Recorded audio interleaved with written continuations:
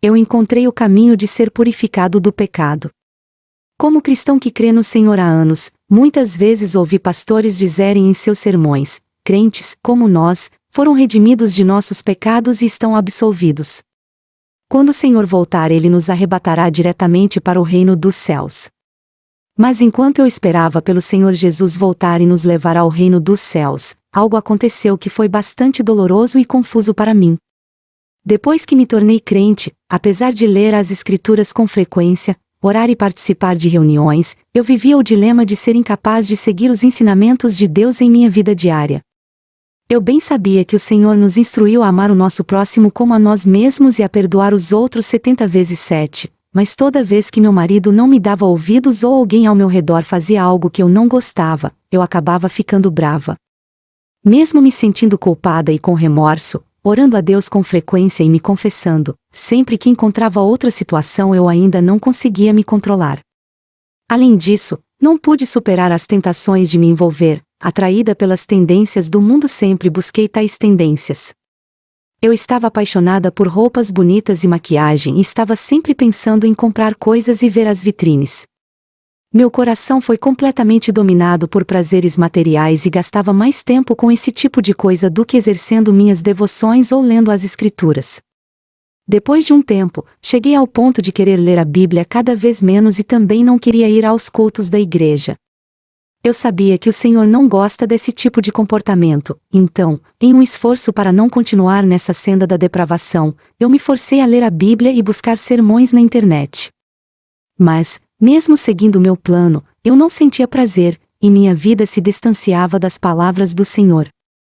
Também falei com meus amigos da igreja sobre isso, mas todos disseram que, se eu orasse mais, Deus mostraria misericórdia e amor para comigo, me desculparia e perdoaria meus pecados.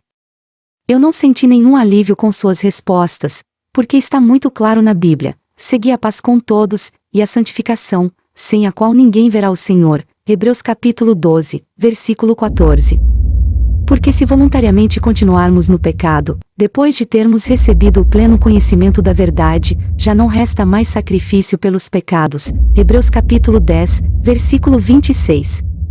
Se o Senhor nos perdoasse sem limites como todos diziam, e nossos pecados fossem perdoados pela oração, então por que a Bíblia diz que se pecarmos por vontade própria depois de obtermos o conhecimento da verdade, não haveria mais sacrifícios pelos pecados?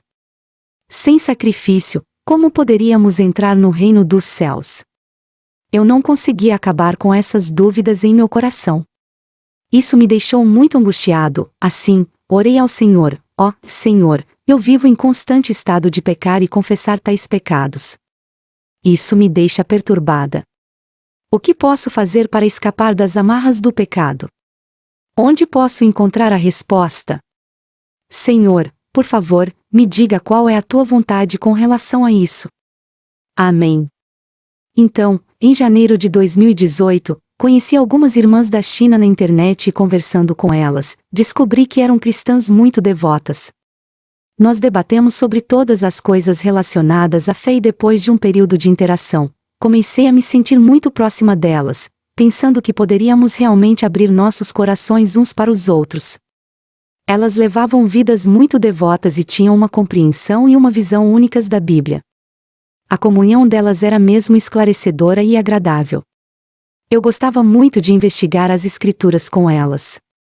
Certa vez, a irmã Susan me disse com muita seriedade: o Senhor já voltou e está realizando dos últimos dias de julgar, limpar e salvar a humanidade. Chocada, eu disse: o Senhor Jesus já foi crucificado e nos redimiu de nossos pecados, completando sua obra. Quando o Senhor retornasse, Ele não deveria nos levar diretamente para o reino dos céus. Porque Ele faria também a obra de julgamento. Será que a obra dele não foi concluída? Em resposta, a irmã Lucy compartilhou comigo esta comunhão: é, com certeza, verdade que a obra do Senhor Jesus de ser pregado na cruz foi concluída e que fomos redimidos dos nossos pecados, que fomos absolvidos. No entanto, a redenção significa que podemos entrar no reino dos céus? Vamos ler uma passagem das palavras de Deus, assim entenderemos. O homem foi, e teve seus pecados perdoados, mas quanto a como exatamente o homem seria purificado dos caracteres satânicos corruptos dentro dele, essa obra ainda estava por ser feita. O homem foi apenas salvo e teve seus pecados perdoados por sua fé, mas a natureza pecaminosa do homem não foi extirpada e ainda permaneceu dentro dele.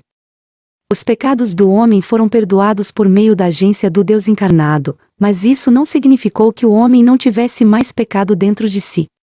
Os pecados do homem podiam ser perdoados através da oferta pelo pecado, mas quanto a como exatamente se pode fazer o homem não pecar mais, e como sua natureza pecaminosa pode ser extirpada completamente e transformada, ele não tem como resolver esse problema. Os pecados do homem foram perdoados, e isso foi por causa da obra da crucificação de Deus, mas o homem continuou a viver no seu caráter satânico corrupto antigo. Sendo assim, o homem deve ser completamente salvo de seu caráter satânico corrupto para que a natureza pecaminosa do homem seja completamente extirpada para nunca mais se desenvolver, permitindo, assim, que o caráter do homem seja transformado. Isso requer que o homem entenda a senda do crescimento na vida, entenda o caminho da vida e entenda o caminho para mudar seu caráter. Além disso, requer que o homem haja de acordo com essa senda, para que o caráter do homem possa ser mudado paulatinamente e que ele possa viver sob o brilho da luz, para que tudo o que ele faça esteja de acordo com a vontade de Deus, para que ele possa eliminar o seu caráter satânico corrupto e para que possa libertar-se da influência das trevas de Satanás, emergindo, assim, completamente do pecado. Só então o homem receberá a salvação completa.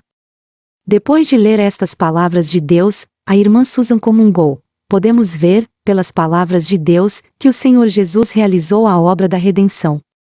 Ele nos absolveu de nossos pecados, salvando-nos. Ser salvo refere-se apenas a não ser mais condenado por não seguir a lei e aceitar a graça da salvação do Senhor. Refere-se a tornar-se qualificado para se colocar diante do Senhor, orar a Ele, confessar e arrepender-se e desfrutar da graça e das bênçãos que o Senhor concede a nós. Contudo, nossas naturezas pecaminosas não foram retiradas. Ainda vivemos em um ciclo de pecar e depois confessar.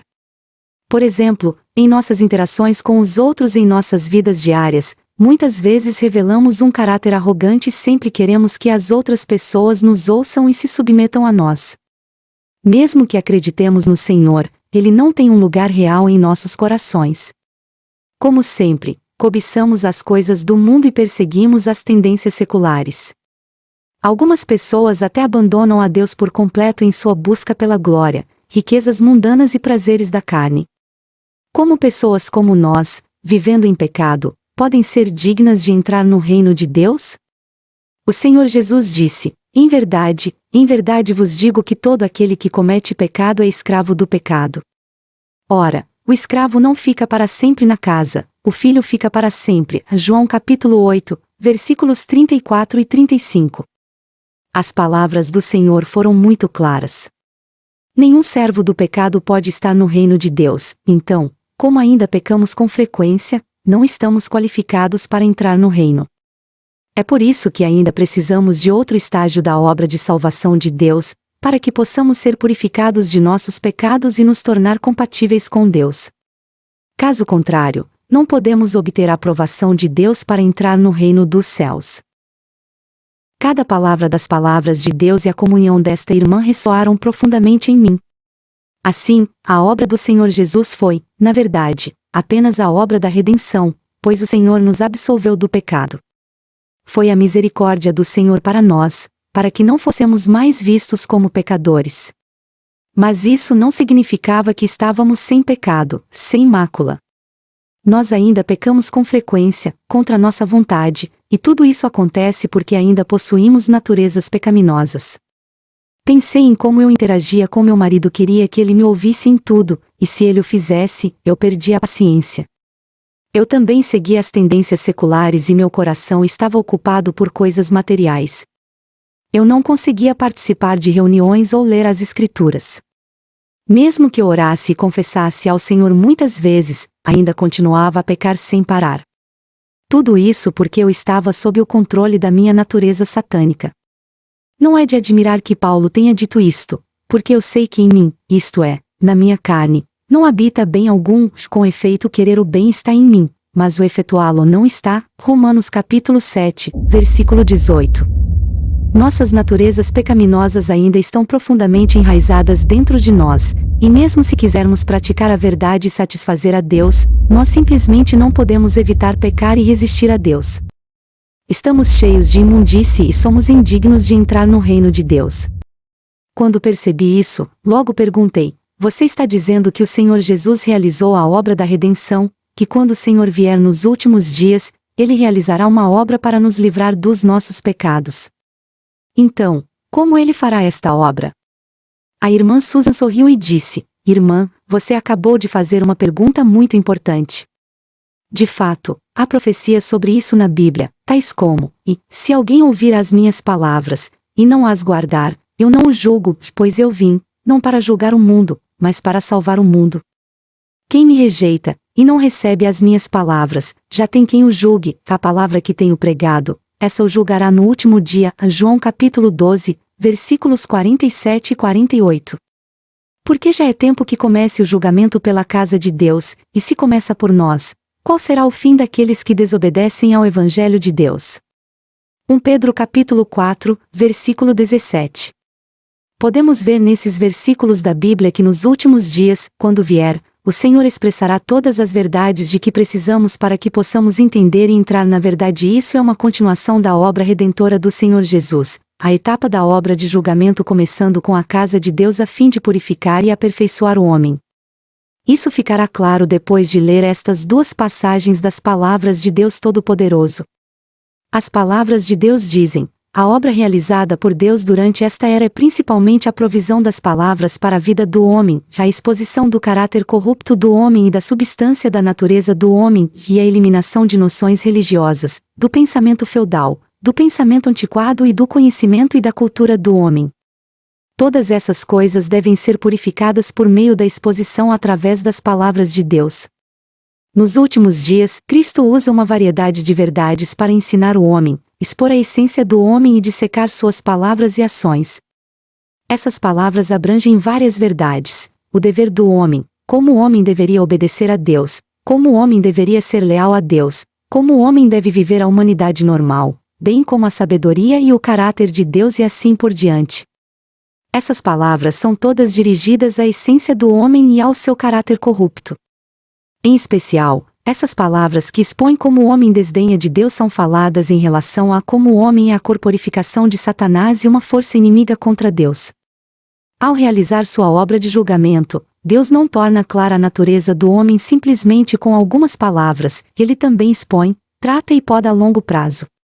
Esses métodos de exposição, tratamento e poda não podem ser substituídos por palavras comuns, mas pela verdade que o homem absolutamente não possui. Apenas métodos desse tipo podem ser chamados de julgamento. Só por meio de julgamento desse tipo é que o homem pode ser subjugado e completamente convencido a se submeter a Deus e, além disso, ganhar verdadeiro conhecimento de Deus. O que a obra de julgamento produz é o entendimento do homem da verdadeira face de Deus e da verdade sobre a própria rebelião. A obra de julgamento permite que o homem ganhe bastante entendimento da vontade de Deus, do propósito da obra de Deus e dos mistérios que lhe são incompreensíveis.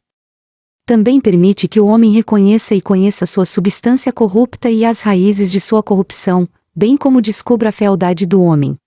Esses efeitos são todos produzidos pela obra de julgamento, pois a substância dessa obra é, de fato, a obra de revelar a verdade, o caminho e a vida de Deus a todos aqueles que têm fé nele.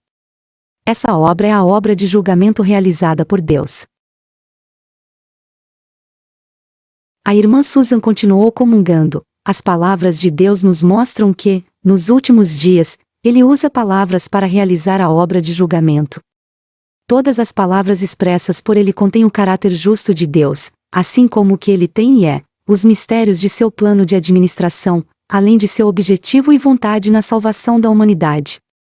Além disso, elas expressam a raiz do pecado e da oposição das pessoas a Deus, a verdade da corrupção do homem, bem como o destino final e o fim da humanidade. Elas contêm todos esses aspectos da verdade. Essas são todas as palavras que fornecem sustento para nossas vidas. Todos aqueles que se submetem à obra de julgamento e castigo de Deus nos últimos dias experimentam o escrutínio de Deus nos cantos mais profundos de nossos corações.